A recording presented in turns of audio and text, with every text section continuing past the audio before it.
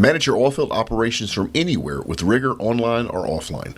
Whether it's scheduling and dispatching jobs, tracking employee hours, managing equipment rentals, or inspections and maintenance, you can create, review, approve, and upload all types of field tickets and agreements securely from any device.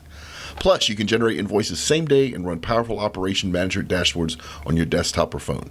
No paper, no errors, no headaches. Learn more at rigor.us. Link is in the show notes.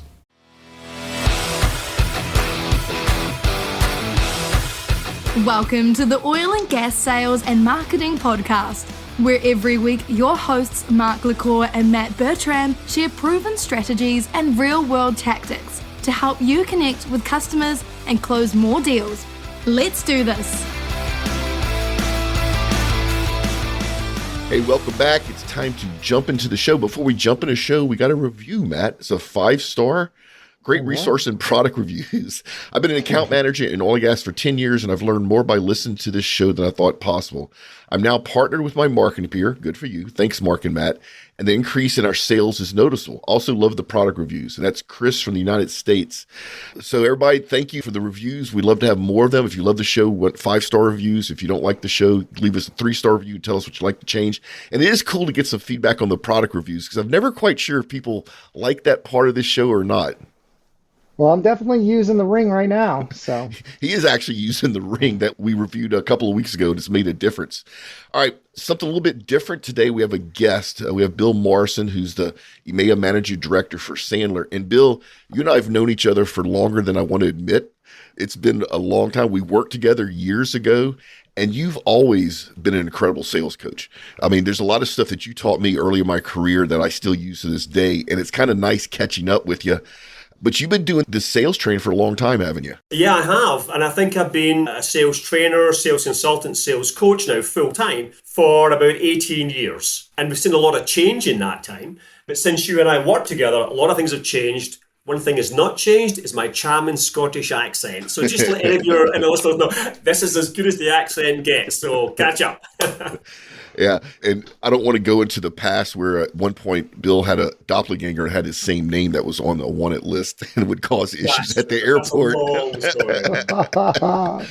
All right, so Bill, we have a lot of sales managers, sales VPs that listen to this show. And one of the questions we get a lot is, how do we coach our sales team? And especially these new, younger sales professionals, how do we coach? But before we get to the how, I want you to kind of talk about a little bit about what are the benefits of sales coaching? It's a great question. Most of last year, I spent a lot of my time asking myself one question over and over again. Because apart from anything else, I am a sales leader. I have my own time. And my favorite question was this: what's my job? What's my job as a leader? What am I actually doing? And time again, I was asked, and I got to the one question, the one answer is this: my job as a sales leader is to make my team successful. That's it. If I make my team successful and I mess up everything else, I'm going to be okay. If I do everything else super good, but my team's not successful, then I've failed. And what I see a lot of managers doing is we focus on the management. And management means we allocate resources and we do a lot of reporting and we shuffle data, but we don't lead.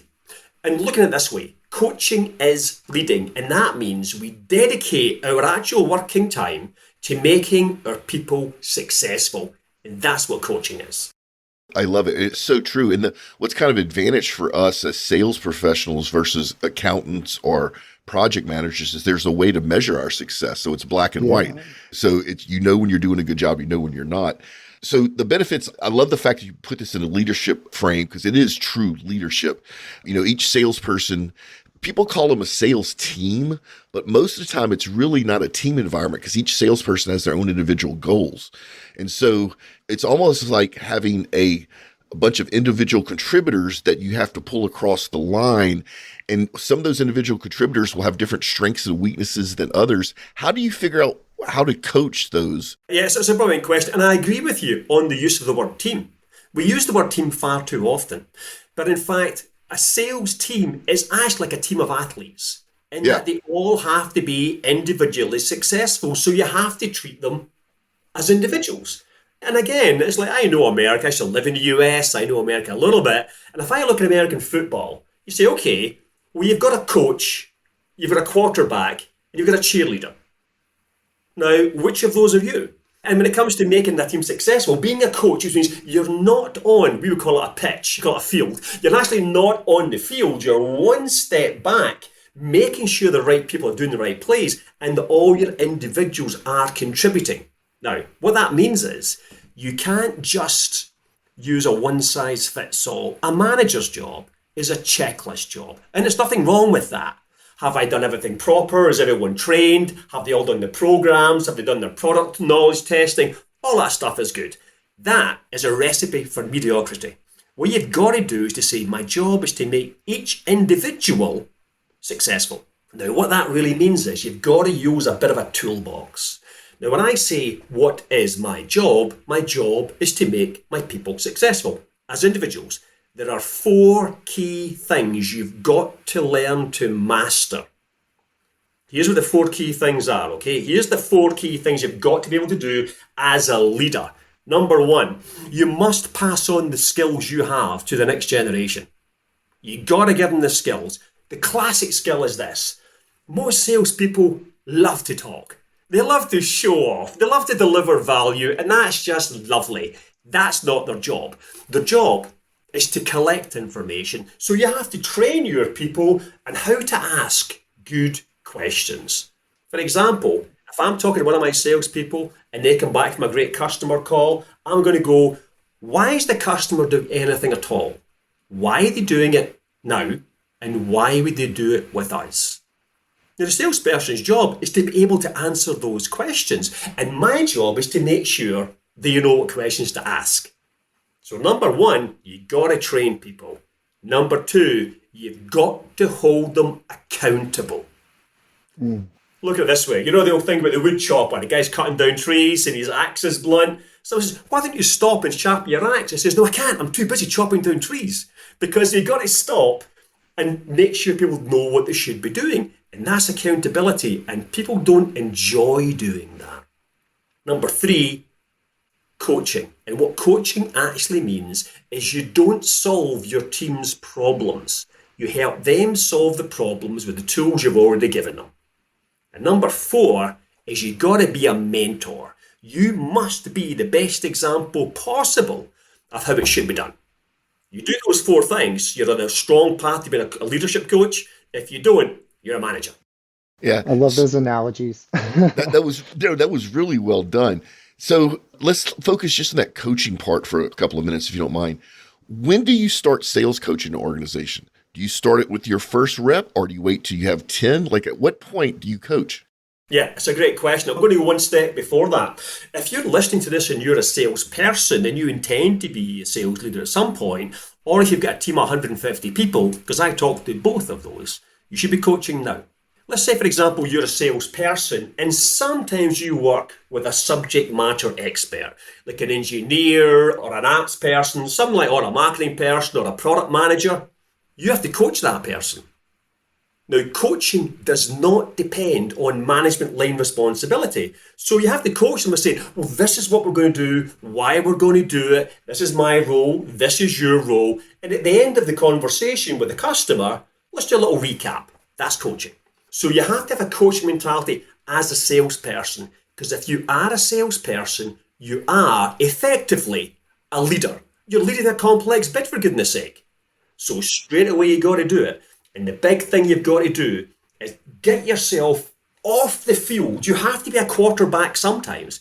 Get yourself off the field and make your people do the work for their own behalf. Yeah. So here's one I personally struggle with, because we have a small sales team. In that, I have no problem telling my salespeople what they need to accomplish and how we're going to measure it.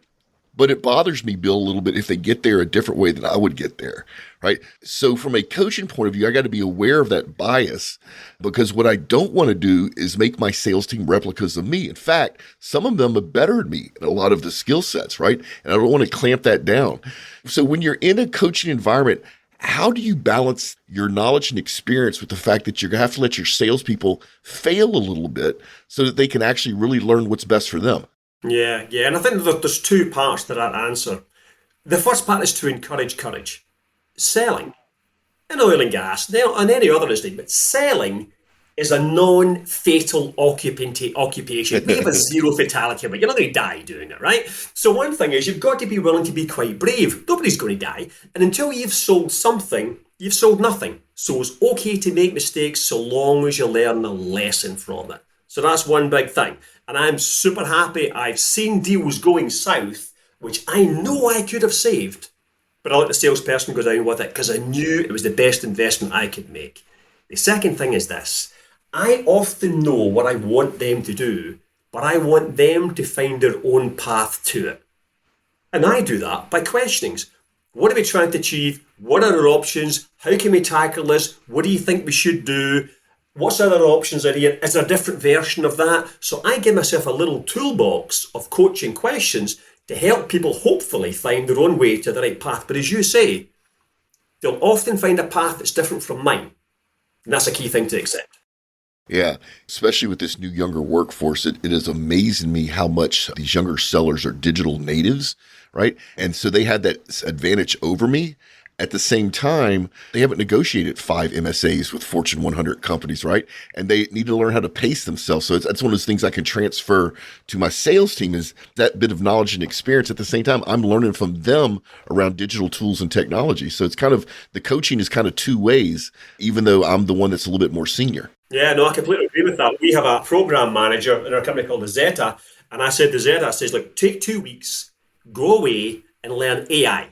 Then come back and teach me, right? And that's what she did. So she went away and she did ChatGPT and Tome and a few other systems and came back and taught me because she's going to learn it much faster than I do. So it's good to have this balance, to use the strengths of younger generation with the ones that we've got. So yeah, I agree with you totally. Bill, I want to jump in here and maybe social selling. Mark, you kind of touched on that. Bill, can you talk about your perspective on that and how, because less people are answering the phone, right? Like less people are answering the phone. You're sending more emails. You're using social media more, nurture to build that relationship, also capturing data intelligence on what the client might need. Just like I've seen a huge shift in sales to more analytics, marketing automation, all that sort of thing, social selling. And I just kind of would love to take the conversation a little bit that direction. Sure, I agree with you totally. It's been really, because for me, I mean, Mark and I, a similar generation, in the good old days, you could get an oil and gas directory and pretty much pick up the phone and you could call people and, hey, we're doing this thing. Do you want to find out more about it? You have a meeting. That was great. Now that's less and less likely to happen. I've had people who called me apologise for calling me because for a certain generation, actually calling someone is not acceptable because it's such a new, because it's a generational thing. Here's, look at it this way. When you're talking about social selling, here's a model that we've developed locally here in Switzerland. It's 4 stages. It's part of social selling. 1, evaluate. Who do I really want to talk to and what do I want to say? And this comes right down to persona marketing. Specifically, who do I want to talk to and what do I want to say? So the first thing is spend a whole bunch of time not thinking about you and your marvelous product offering, but think about them. How are you going to change their world? If you can't change their world, why on earth would they want to talk to you? It's number 1. 2 is the hard part. How do you engage with them? Starting the conversation, making them want to talk to you is the tough part. How do you engage? And that is to a large extent contact and permission based. Now, we have a phrase, which I got from one of our PMs. We call it WIMS. Would it make sense? See, what we say is, we have this thing, we have that thing, we have the... Would it make sense for us to send this to you? We never send anything. We ask them if they want us to send it to them. So that WIMS permission approach is the key to engagement. Then after that, your mission is not to pitch, but to exchange. What's going on in their world? What are their capabilities? How do those things match? And only then you can talk about execution and closing. So we're big fans of evaluate, engage, exchange, and execute. And we build our comms strategy based on that, but it's entirely content and permission based. And you've got to have the dialogue, otherwise you're a broadcaster. I love it. The personas are interesting. That's right smack in Matt's world. And Matt, before you joined us, Bill and I were talking about how that's one of the new things that they focus on. I'd love to see y'all go down that rabbit hole a little bit. Yeah, okay. Let me tell you a real beauty, right? As I heard this one from the oil and gas world, right? An IT system they call an ERP system, Enterprise Resource Planning System. It's the system that most big organizations run. One of our clients has a specialist ERP system which they use for oil and gas for transportation. Right? So here's the thing. They sell to the head of operations for low cost oil and natural gas transportation companies. They are the low cost supplier to low cost suppliers, and they sell to heads of operations. They know exactly who they're talking to. Mid-tier, low cost suppliers who've got a margin squeeze, who don't have a big staff. So they know exactly who their persona is. They've got a lot of compliance issues. They've got a lot of dynamics issues and change. They've got a lot of traceability issues. And they say, see those things there? We do those things cheaper than anyone else that you can ever bring in. So they know exactly who they're talking to. That's why I think it's so important to spend time doing persona understandings. Well, Bill, the analogy, I liked your analogies earlier that come to my head are you got to fish where the fish are, right? And you got to know what type of fish you're going after. And really part of that first planning stage. And a lot of times as people transition to more online selling, they don't have a clear understanding of that target persona and where those people hang out and what, how to speak to them online versus selling online and selling face to face and then selling phone, all different, right? Different approaches, certainly the permission based piece of it, but figuring out who those target personas are, having a campaign for each different target persona. And then you led into it. I call it customer journey.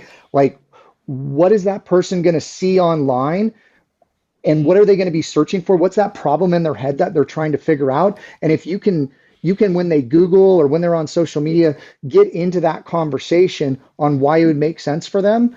And then they start seeing your stuff. It starts building additional trust and value.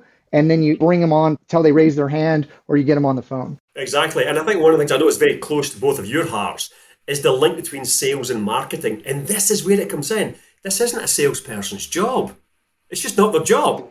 Now, here's the big issue for me. When you look at the social selling, interestingly enough, one of the biggest impacts is I think it's changed the definition of what marketing is. See, it used to be, when I did my marketing studies many years ago, I used to say sales is one-to-one. Marketing is one-to-many. And the marketing people would put out some mass communication, some advertising, and do.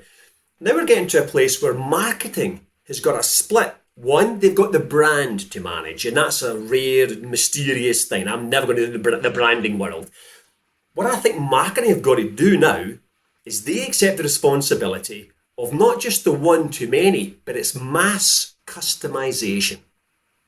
And I think marketing owns a persona, and marketing owns the lead nurturing journey before it goes to a salesperson. If you ask me, I think in a complex world that we've all chosen to live in, before a salesperson picks up a lead, it should have 2, 3, or 4 touches from marketing. Yep. And I mean two-way touches before it goes to sales. Well, yeah, we're not in mass selling anymore, right? Where everybody's got a TV, everybody's got a toaster. It doesn't work anymore. The traditional media, that's where digital came in to do that targeting. And you're right, managing the brand, getting that out there, communicating those objectives. But there's a selling component of account-based selling, of nurturing specific candidates, the personalization and the customization that's needed, and understanding, again, that customer journey to warm them up, right? Before they get on the phone or before they raise their hand in some way, they should be warmed up. And then I think the big piece too is the connection between the salespeople to know that this person is not wrapped up with a bow on it, ready to buy. It's a warm lead that you got to jump on and start working it. Correct. And I think all the research shows that when the person wants, imagine you have a potential prospect there who may want to buy what it is you're selling. All the research shows that when they make their first action, they want a super fast response. But that doesn't mean to say you throw a name and email across to the salespeople.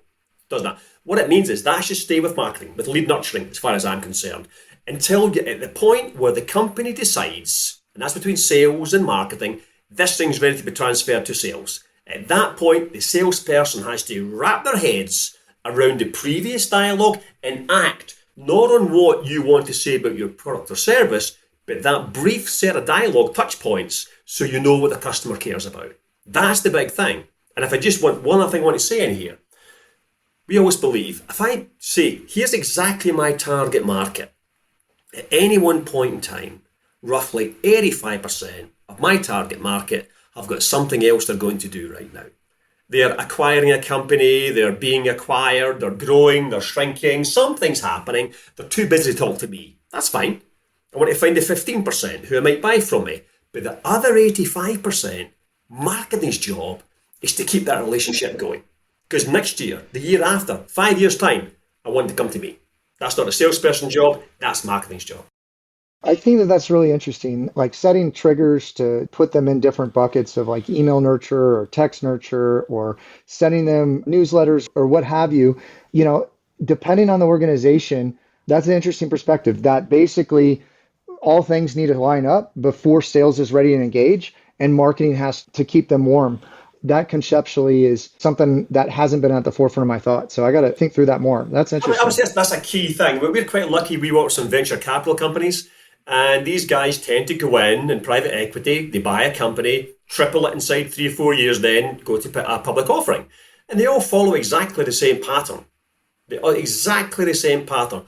Who am I trying to sell to? What problem am I trying to solve? Find my 15%, marketing do the rest, sales convert. And it's that conversion rate, which is how I would judge marketing. Yeah. So guys, let me kind of pull us back toward coaching a little bit. I love this conversation. I can tell right now we're going to have Bill back on and go down these couple of rabbit holes. So pulling it back toward coaching, Bill, sales coaching specifically, how do you identify the right coach? You have internal coaches, you have external coaches, you have trained coaches, you have amateur coaches. How do you figure out what's the right coach for your sales organization? Yeah, it's a good point. Here's what I believe. On the word of coaching, by the way, coaching has got a mixed reputation. You have a lot of people out there who want to coach you to be the best version of yourself, to make $1 million, to have a helicopter. That's fine. That's not my world. A coach helps me be a better professional version of myself. That's the big thing. Now, if you're a manager, you better be developing your coaching skills or you're going to get munched because you're going to get sacked one day. We don't need managers. If you're not there to improve the performance of your team, the steam's going to roll right over the top of you one day because we don't need that level of management any longer. Mid-tier's gone. So one, you better be a manager. If you're looking, how do you find a coach for yourself? The good news is there's lots of great ways of doing it. The best way, one of my favourite ways of coaching, is to coach yourself. Now, the coaches, it's a tough thing, man. You've got to buy that. Accountability and coaching are two halves of the same coin. Look at it this way. Imagine you say to yourself, okay, well, here's where I am. I'm pretty good, but maybe I don't ask enough tough questions. Maybe I'm not so strong at relationship development. Maybe I'm not so strong at follow-up. Maybe I'm not very good at aligning my internal resources for the complex, but whatever. Be honest with yourself. Then hold yourself accountable. Now, give yourself a bit of a goal. Now, we all talk about SMART objectives. I have a lot of problems with SMART objectives because the research shows you that SMART objectives companies underperform the segment median. They're actually companies who align themselves to SMART objectives underperform their peers. So I was like, well, hey, Bill, in case our audience have never heard of SMART, what does that stand for? Okay, here's SMART. In the good old days, we were said, an objective should be specific, measurable, actionable, realistic, and timed. So, well, that's fine. I will grow sales and blah, blah, blah by 25% by the year's end. Obviously, going to be true, right? Weirdly, those organizations that use SMART objectives very closely underperform. Now, I thought that's strange because most of my business life, I've used SMART objectives. How could that be? Then I realized the reason when I was trying to use SMART objectives was I did what so many people do who use them, was I lied. You would just lie about your objectives. You would set your objectives too low. You would sandbag them. You would cover yourself with a lot of big margins of safety. So here's what I'm going to say to you in terms of coaching. When you're coaching yourself and when you're coaching your teams, because I really want to talk to sales managers. That's who I really think that I care about right now. When you're coaching yourself and your sales managers, SMART objectives are, I understand that, but they're deceptive. Here's what I think you need. Any objective that you set for yourself or your team, one, it must be motivating. You've got to want to do it. If you don't want to do it, you're not going to do it. You'll find the excuses. It's got to be more motivating in here. Second thing in here is it must be aligned to what the company wants you to do. Now, for example, say you have someone who's technically great. They know all about the product, they know all about the industry, but it just isn't working with their interpersonal skills. So, one, you've got to motivate. Two, interpersonal skills is a critical skill set for us to develop, so it must be aligned to the company's objectives. Three, there's no point in beating people up because they fail, because people tend not to know where to start. So there must be a clear, practical first step. And the last thing, it's got to be stretch. So it must be motivating, it must be aligned to the company's objectives, there must be a practical first stage so you can know if they've done this thing or not, and it's got to be a stretch. Now, when I'm coaching, personally, I use those 4 MAPS maps, and all of our team have nice, clear maps objectives. If it's not stretched, it's not aligned, doesn't motivate them, I don't know my next step, you're wasting your time. So as a coach, that's a good tool to use. I love that. And I love that you have a process and a way to make that easy to understand. So tactically, if I'm a sales manager for an oilfield service company and I'm looking for help for my sales team because things have changed, what should I be looking for as far as finding a coach? What if I've identified that my culture has not changed in so long that internally I really don't have a coach that can help bring in new ideas or new ways of doing things? How would I go out and try to find that right coach for my sales team? Yeah, I think you're right in the whole idea about culture, because this is why I'm always cautious with the generic, let's find a coach, because a coach has to speak your language. Every culture has its own language. Now, we live in a world of complex B2B sales and marketing. We love that complexity with subject matter experts, complex buying groups. So the coach has to breathe and live the same world that you do. If you don't see some level of reflection when you look at them, they look a little bit like me, then it's not the wrong coach. We don't want people to make our people happy. We want people who make our people happy because they've been more successful. So spend time finding any external coach and find a coach who is driven by business impact. So if you're looking for an external coach, just say, can you tell me sometimes you've had business impact? Can you explain what you've done and why? So you've got to make sure you've got someone who speaks your language and has a strong business focus if you're looking for an external coach. So you've done this for a very long time. I mean, I know you work for some very, very large companies. When you look at a sales organization, the hierarchy, on one end you have frontline salespeople, and on the other end you have a senior VP of sales or a chief revenue officer. In that range of hierarchy, where is sales coaching making the biggest difference in the organization? So if I had a budget, where do I spend that budget to drive the most results from my coaching engagement? Okay, it's a classic question. And here's how most organizations look. You've got your CRO, your VP sales up the top, and they report into the CEO, and they care about EBIT and margin and da-da-da-da-da-da.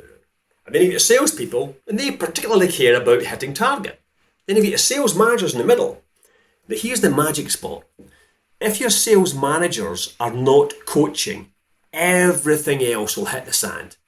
So if you're going to spend money on coaching, make sure you're transforming your managers into people who can manage using more coaching techniques. Because in any complex organization, the frontline manager, that's your change agent. Mm-hmm. You know, we talked earlier about how Matt and I believe that sales and marketing people should be joined at the hip. I think it's a great validation that you think the same, even though we haven't talked in 10 years, however long it's been. But so we've been talking about coaching salespeople. At what point, Bill, would you expand that coaching to the marketing people to make sure that you're driving common goals? That's a great question. Now, remember, a large part of coaching is getting people to adopt processes. Now, we apply processes in different ways, but we must have a common process. And one thing we love to do is to say, look, I think Matt mentioned the customer journey earlier on. Well, the customer journey is always pretty much the same. Every buying decision in the history of humanity goes through the 4 same process steps: awareness, interest, desire, action.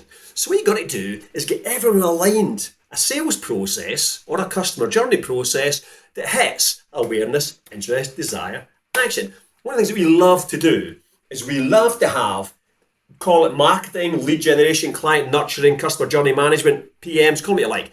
Get those people training with salespeople, because once they are all on the same core process, I'm going to work on the basis that marketing people should be smart enough to say, how do I apply that to my thinking? You see what I mean? So we get them all in the same block and tackle training, get the same basic thing, how to ask value questions, how to form relationships, how to qualify. Give everyone the same basic training. Salespeople will use it directly. So marketing people will go, okay, and they can nearly always transfer that to their own world. So get everyone in some boot camp training, get them all running through the mud together and get the same basics and drill. No, I think that that's really, really valuable because specifically most marketing people come up as marketing people. They don't come up as salespeople like I did. And so, in my opinion, marketing is just the extension of that sales conversation forward, right? And so it's the pre-sale component of it, right? And so a lot of those marketing people are looking at things from different objectives and they're not looking at it like salespeople. So I think training them together, getting them in the same room, having sales understand marketing, marketing understand sales, because there's a lot of really smart marketing people. They just haven't been brought up through those concepts and even AIDA concepts to salespeople, right? Like when I was in sales, that wasn't front and center from a training standpoint. And so blending those two worlds, I think just extends it, right? Sales is one long conversation is what I was always told. And so that's what we're doing here is just extending that conversation instead of being two separate conversations. Exactly. And I think we'll have to work on the basis that let's leave brand marketing to one side. But when it comes to the actual practice or practical field marketing in here, it's exactly the same objective. The fastest path to money. That's the gig. Yeah. That's why we come to work every day. What's the fastest path to money? And the fastest path to money is happy customers. You can't make them happy until you know the problem that you solve. Now, if we can just go into one quick thing here, and it's classic hardcore marketing. There's a very, very, very famous American academic called Philip Kotler.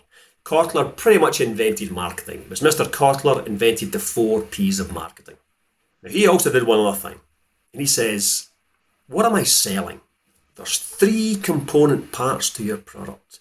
There is your core product, which is the physical thing you're selling. You write it in a data sheet. There's the augmented product, where you're adding all your services and nice things to it to make it all look lovely. And then there is the whole product. People buy the whole product. Salespeople sell the core product. So very often, what salespeople are selling and customers are buying are not the same thing. Marketing's job is to join those 2 things together. What's the whole problem we are solving? This is why marketing people should co-pilot with salespeople as often as possible to look for what problem am I really solving. That's what I think is where the magic comes. Well, one of the things that we might want to say this for another podcast, Mark, but marketing in customer retention, I think has a really core place to play. And a lot of people don't think about that, right? You're just getting people in the door and you expect there's going to be this much churn. Marketing can really help with that attrition rate. Customer service and marketing could work more closely together to extend the life of those clients, and also referrals, right? Bill, maybe you could talk a little bit about generating referrals from existing clients and how maybe marketing would play into that. It's brilliant. And that's a great thing because the marketing is all about the long-term relationship between 2 organizations, right? It's all about the long term. And we often think in sales, and we're guilty of this because although we are attractive, witty and good looking, we tend to be a little bit short-term sometimes. Selling is not about the deal, it's about the customer. That's the big thing. Now, we're salespeople. We like to do the deal and go and do something else because we're short attention span people, right? Oh, what's next? And off we go. Somebody has to do the rest. Now, the customer experience is delivered by customer service. And let's be quite frank, customer service, engineering, they actually deliver the thing we've sold. The relationship has to be maintained by marketing. Now, you're talking about social selling. Some of our clients, and typically maybe 20% of the people do this, they will really go on and put their presence out there, typically on LinkedIn or quite often YouTube. This is the individuals who do this because they know what they're doing is they're putting a message out there all the time, and the people that are saying that aren't necessarily new prospects, it's existing customers. Now, those existing customers, let's just say you sell to someone now here in 2023 and they buy your thing. 5 years' time, guess what? They've moved company. And when they move company, if you've maintained your relationship with them, which is marketing's job, when they move, they take you with them. In my little team here in Switzerland, we have a team of 7 full-time sales staff in here. We have a 91% retention rate by revenue. 91% of revenue comes from last year's customers. We have an 8-year average customer life cycle. So we do pretty good at keeping customers. Not because salespeople are spending their time drinking cups of coffee with their happy customers, because we're pretty darn good at keeping ourselves up there on LinkedIn, and it super works. All right, so guys, let's stop this conversation now. Matt, you saw me write it down. I think customer retention is going to be another episode, and we'll invite Bill back and go deep down that rabbit hole. That's a huge thing for both sales and marketing. Unfortunately, guys, we've just about actually ran over our time. So, Bill, if people want to get in touch with you, I think I'm going to put your LinkedIn profile and also the link to your Sandler page if you're okay. But sure. You also volunteered an ebook on actual coaching. And so we'll make that available as well. But if people wanted to get in touch with you and learn more, is that the 2 best ways, LinkedIn and your contact page on Sandler? Yeah, well, the very best thing to do is, by good luck, I am the only Bill Morrison in all of Switzerland. It's not a common name. It's a very common name where I come from. There's no Bill except me. You just type in Bill Morrison Switzerland on LinkedIn, you'll find me. And obviously, we have some people that look after my LinkedIn page as well as I do. Ping us, no problem at all. Mention OGGN, mention the podcast down here. We'll like you, and we put content out too. Not anything like yours, but we put some stuff out there. And if you want to talk to us, we're always happy to talk to any friend of Mark. It's a friend of mine. Yeah, and for our oil and gas listeners, especially our service companies, get a little bit of coaching for your sales team. The ROI is immediate and very obvious. You just drive good revenue, and Bill's one of the best out there. This is the place where we do our product review. We actually don't have a product. That's actually not true. We actually do have products, Matt, that we have to get distributed because somebody sent us something to review. So just stay tuned. Connect with Matt and I on all our social channels. Those are also in the show notes along with Bill's contact information. We're still working on our insiders group. LinkedIn fail or tip of the week. And Bill, it seems like you have one. Well, we do have a fail. Now, despite my charming Scottish accent, I live in Switzerland. Now, Switzerland is a very strange country. We have 3 major languages, French, English and Italian. Thing is, multinational organisations can't cope with that, so they assume we're all German. Now, the problem with that is that a lot of us don't speak German. So basically, all the multinational communication that we get from major global companies goes straight in the trash. And the big fail for that is, are you in any way culturally attuned to who you're talking to? So that's a major fail for me, I would say. Yeah, that's a major fail to actually approach somebody with the message that's not even in their language. That takes just a few minutes to sort that one out. All right, Bill, this has been great. In fact, it's been so great. I can tell already we have you back on the show. Bill's contact information is in the show note, everybody. Great conversation. Thanks again, Bill, for your time. I know it's an afternoon over there, but this was great. Really appreciate you coming on.